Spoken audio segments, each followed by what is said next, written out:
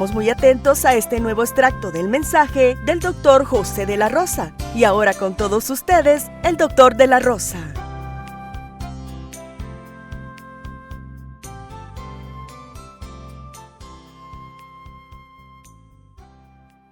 Buenos días, mis amados y amadas.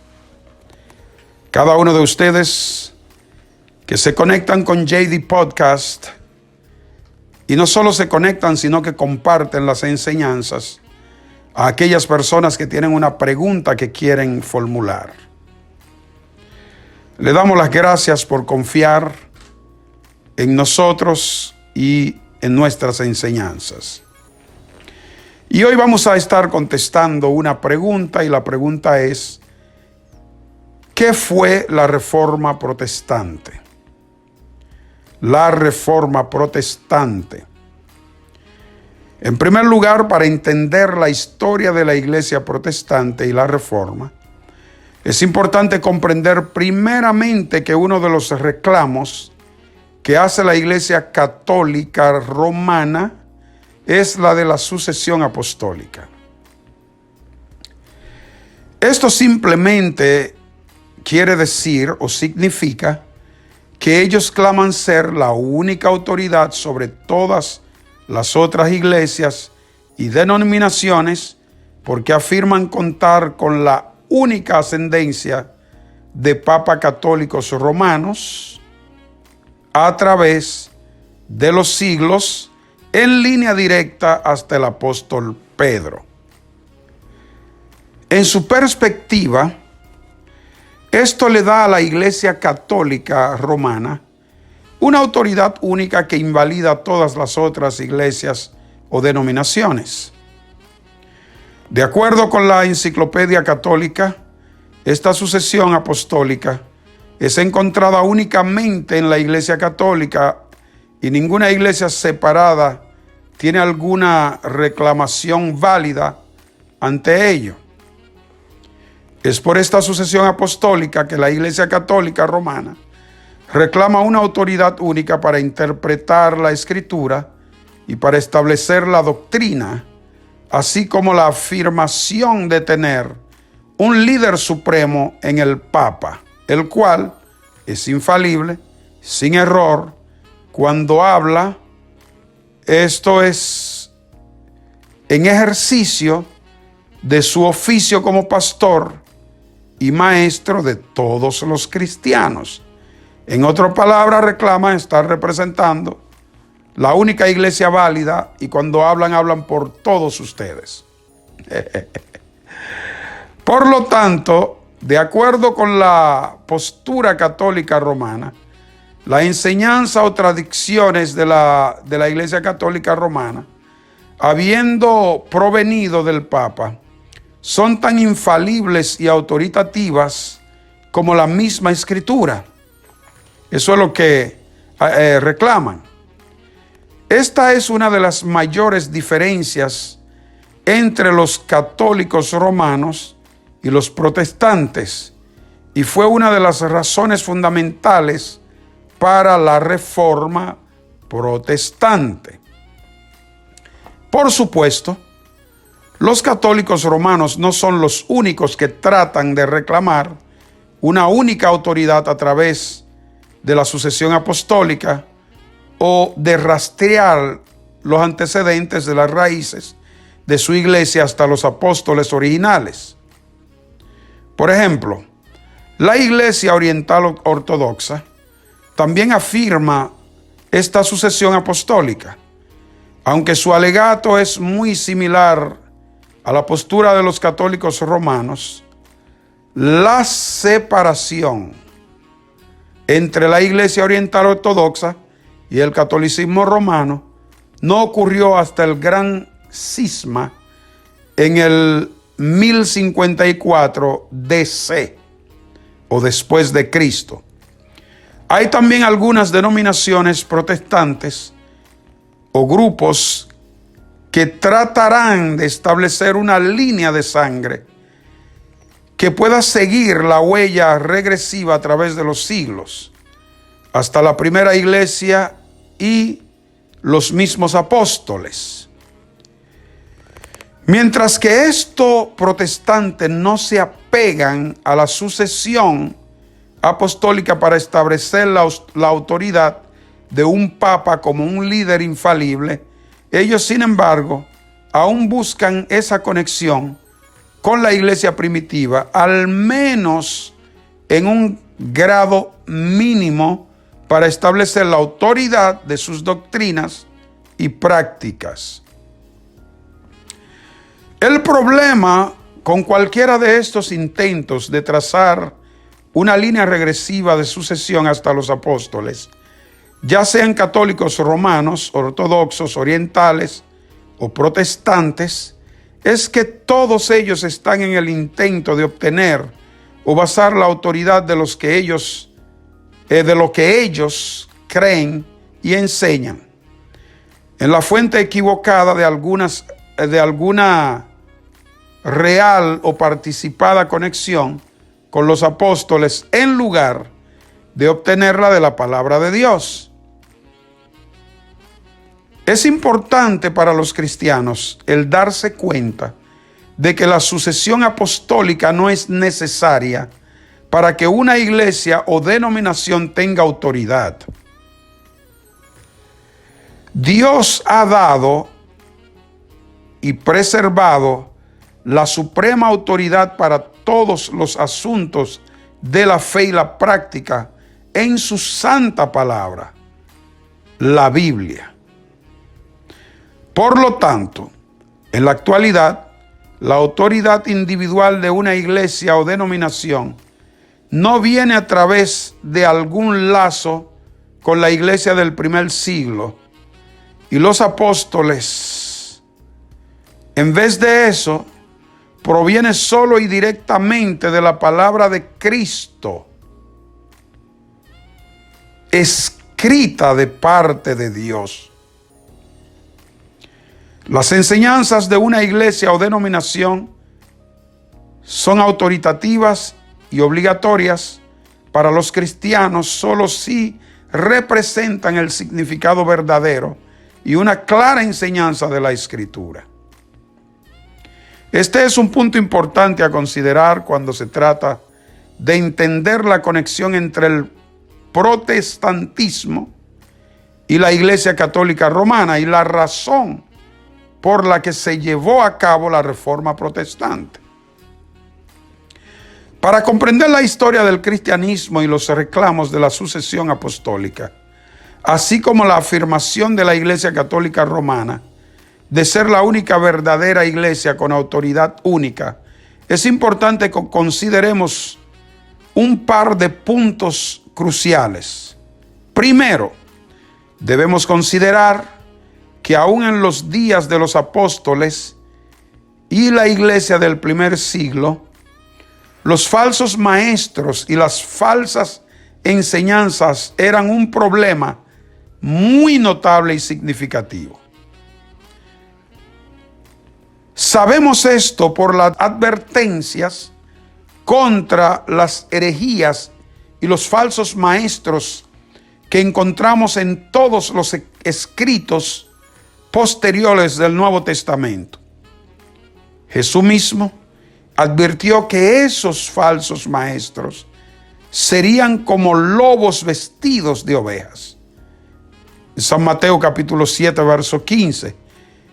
Y que habría ambos, trigo y cizaña, que coexistirían juntos hasta el día del juicio, cuando Dios separaría a los salvos de los perdidos, los verdaderos creyentes nacidos de nuevo, de aquellos que no le recibieron verdaderamente. Busque esto en Mateo capítulo 13, verso 24 a 30. Esto es importante para entender la historia de la iglesia, mis amados y amadas, porque casi desde su inicio, o desde sus inicios, los falsos maestros y falsas enseñanzas han estado invadiendo la iglesia y guiando a la gente por el camino equivocado. Podríamos decir, preparar a la gente para el infierno. A pesar de esto, siempre han habido verdaderos creyentes nacidos de nuevo. A lo largo de todas las eras, aún en el período más oscuro, en el período más oscuro del oscurantismo, que se ajustaron a la doctrina bíblica de la salvación únicamente por gracia a través de la fe en Jesucristo, solamente. Y la segunda cosa que debemos considerar para comprender correctamente la historia es que la palabra católico simplemente significa universal. Esto es importante porque en los escritos del cristianismo primitivo del primer, o de los, vamos a decir, del primero y segundo siglo, cuando el testimonio católico es usado, es en referencia a la Iglesia Universal o al cuerpo de Cristo, que está formado por los creyentes nacidos de nuevo, de cada tribu, lengua y nación. Eso está en Apocalipsis capítulo 5, verso 9. Y también Apocalipsis 7, verso 9. Sin embargo, como muchas palabras a través del tiempo, la palabra católico comenzó a tomar un nuevo significado o a ser usada en un nuevo sentido. A través del tiempo, el concepto de una iglesia universal o católica comenzó a involucrar el concepto de que todas las iglesias se unieran para formar una, no solo espiritualmente, sino también visiblemente, extendiéndose a través del mundo. Ese era el objetivo. Ese malentendido de la naturaleza visible de la iglesia, que siempre ha contenido ambos, trigo y cizaña, y la iglesia visible, o el cuerpo de Cristo, el cual está formado solamente por creyentes nacidos de nuevo. Esto llevaría al concepto de una visible santa iglesia católica, fuera de la cual no hay salvación. Es sobre este malentendido de la naturaleza de la Iglesia Universal que la Iglesia Católica Romana se desarrolló. Antes de la conversión de Constantino al cristianismo, en el 315 después de Cristo, los cristianos eran perseguidos por el gobierno romano. Con su conversión al cristianismo, este se convirtió en la religión permitida en el Imperio Romano y más tarde se volvió la religión oficial, y de esta manera la iglesia visible llegó a unirse con el poder del gobierno romano. Este matrimonio de la iglesia y el Estado llevó a la formación de la Iglesia Católica Romana, y a través del tiempo ocasionó que la Iglesia Católica refinara su doctrina y desarrollara su estructura de la manera que mejor sirviera a los propósitos del gobierno romano. Durante esa época, el oponerse a la Iglesia Católica Romana era lo mismo que oponerse al gobierno romano, y ello acarreaba castigos severos. Por lo tanto, el no estar de acuerdo con alguna doctrina de la Iglesia Católica Romana era un cargo serio que con frecuencia resultaba en la excomunión y algunas veces aún en la muerte. Y sin embargo, a través de esta época en la historia hubieron verdaderos cristianos nacidos de nuevo, quienes se levantaron y opusieron a la secularización de la Iglesia Católica Romana y a la perversión de la fe que le siguió, porque esa unión matrimonial trajo una gran perversión. A través de esta combinación de iglesia y Estado con el correr del tiempo, la Iglesia Católica Romana efectivamente silenció a aquellos que se oponían a cualquiera de sus doctrinas o prácticas y realmente casi se convirtió en una iglesia universal a través del Imperio Romano. Aunque siempre hubo focos de resistencia ante algunas prácticas y enseñanzas antibíblicas de la Iglesia Católica Romana, estos, sin embargo, eran relativamente pequeños y aislados.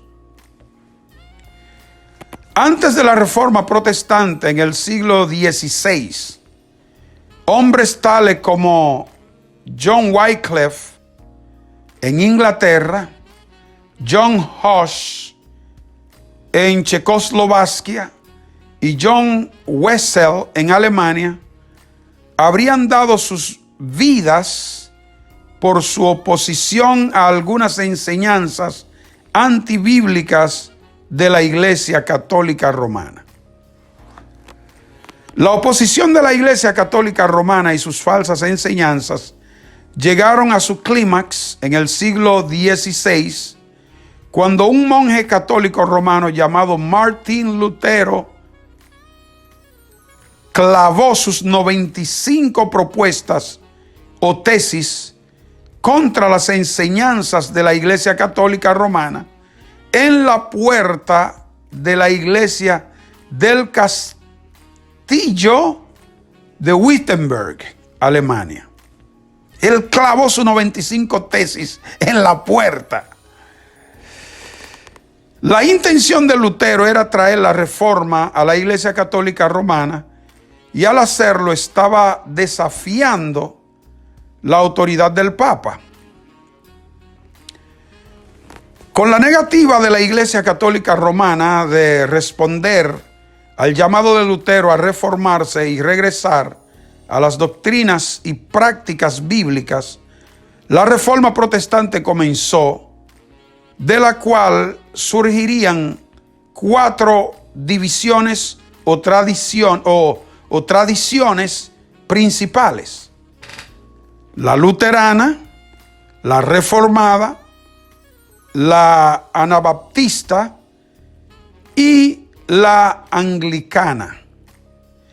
Durante este tiempo, Dios levantó a hombres piadosos en diferentes países a fin de restaurar y volver nuevamente a las iglesias a través del mundo, a sus raíces y prácticas y también doctrinas bíblicas. Señores, es importante que ustedes indaguen esto. Subyacentemente a la Reforma Protestante hay 4 preguntas o doctrinas básicas en que estos reformadores creían que la Iglesia Católica Romana estaba en un error. Estas 4 preguntas o doctrinas son: ¿cómo es salvada una persona? Número 1. ¿Dónde reside la autoridad religiosa? Número 2. ¿Qué es la iglesia? Número 3.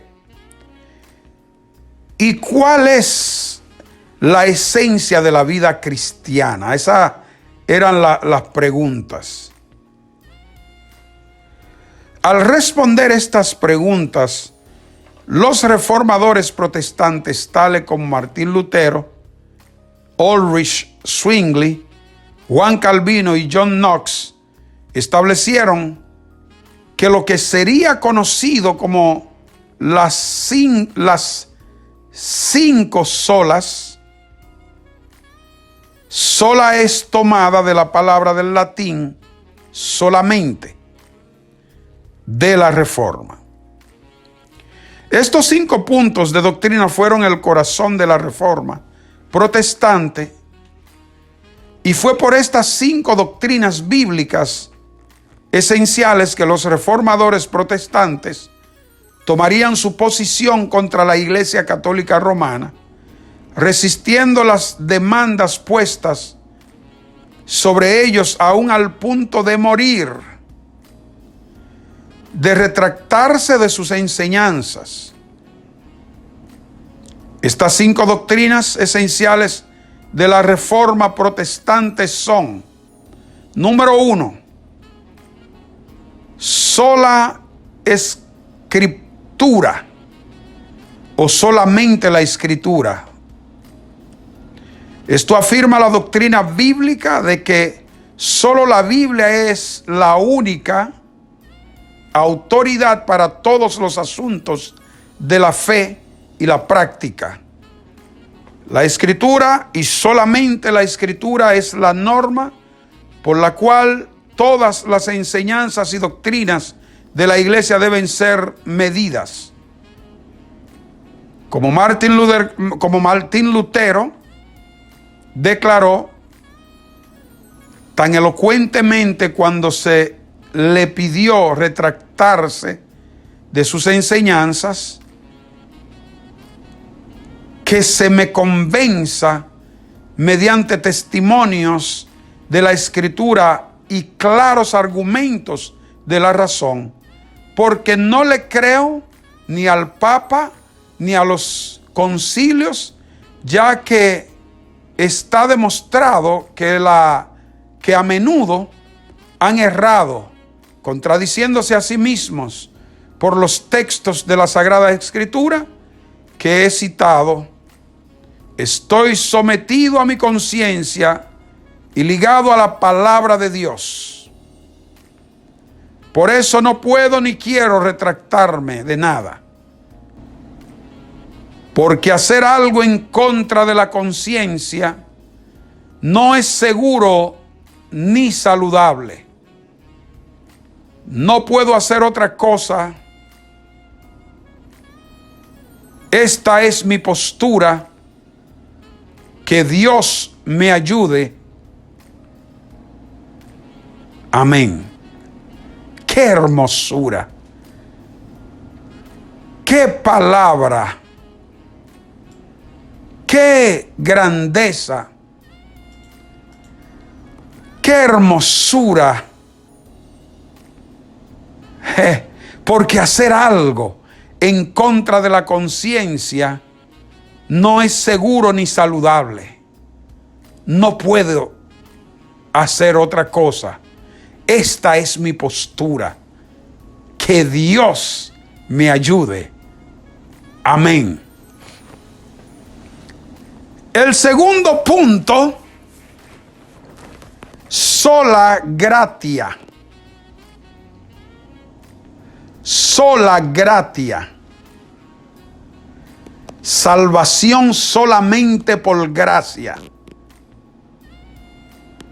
Esto afirma la doctrina bíblica de que la salvación es únicamente por la gracia de Dios y que no somos rescatados de su ira por su gracia. Sola gratia. Salvación solamente por la gracia. Esto afirma la doctrina bíblica de que la salvación es únicamente por la gracia de Dios y que somos rescatados de su ira por su gracia solamente. La gracia de Dios en Cristo no es solamente necesaria, sino que es la única causa eficiente de la salvación. Esta gracia es el trabajo sobrenatural del Espíritu Santo que nos trae a Cristo, al librarnos de nuestra esclavitud del pecado y levantándonos de la muerte espiritual a la vida espiritual. Número 3, sola fide. La salvación solamente es por fe. Esto afirma la doctrina bíblica de que la justificación es por gracia solamente a través de la sola fe en Jesucristo únicamente. Es por la fe en Jesucristo que su justicia nos es imputada como la única satisfacción posible a la perfecta justicia de Dios. Número 4, solus Christus, en Cristo solamente.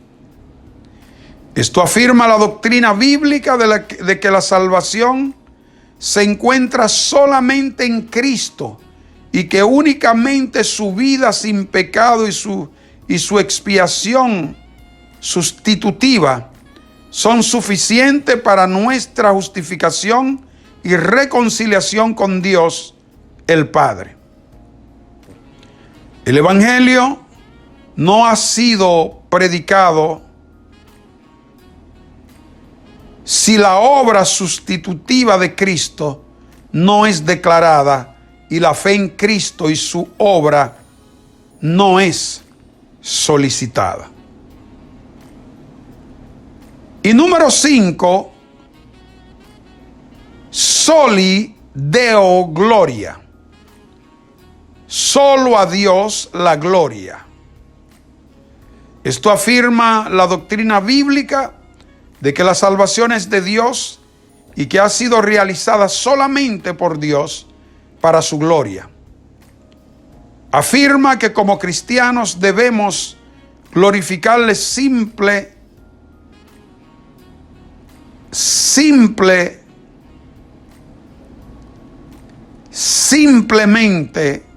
a Él y solamente a Él y únicamente a Él.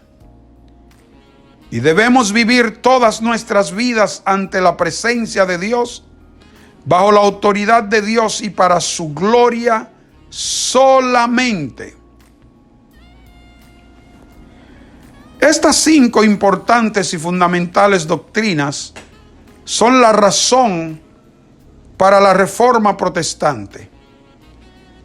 Ellas son el corazón de donde la Iglesia Católica Romana se equivocó en su doctrina y el por qué la Reforma Protestante fue necesaria para regresar a las iglesias a través de todo el mundo a la correcta doctrina y enseñanza bíblica.